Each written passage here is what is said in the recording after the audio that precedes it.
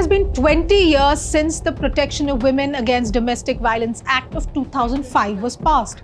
And recently, the Supreme Court gave a wake-up call to all states, asking states to ensure that this law works actually as intended.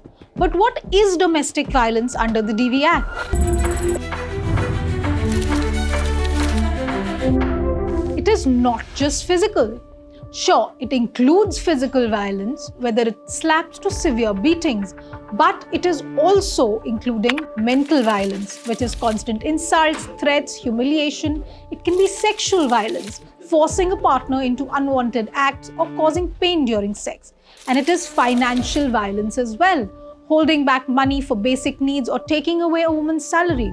Now, here's something very important. This law is not just for wives. It protects any woman living under the same roof, be it mothers, sisters, partners, widows, in-laws, even those in relationships like marriage or adoption. If you're part of a joint family, you're included too. But can anyone file a complaint? Absolutely. Any woman facing violence can report it. If she is unable to do it herself, a friend, neighbor, or family member can step in and file the complaint for her. Where do you go to report?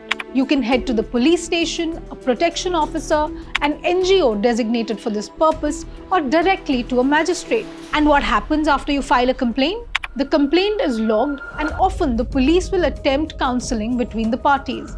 If immediate help is needed, the woman may be taken to medical care or placed in a safe shelter. The case then goes before a magistrate court, who can then pass various types of orders.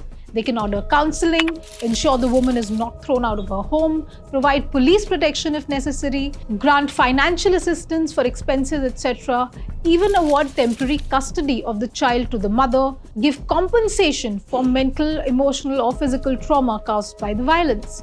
And remember, even if your district does not have a protection officer, you can approach the police or an NGO. They will get your case to court. And yes, a domestic violence complaint can accompany an FIR in cases of involving physical injury, dowry harassment, or other offenses. So know your rights, stay informed, speak up.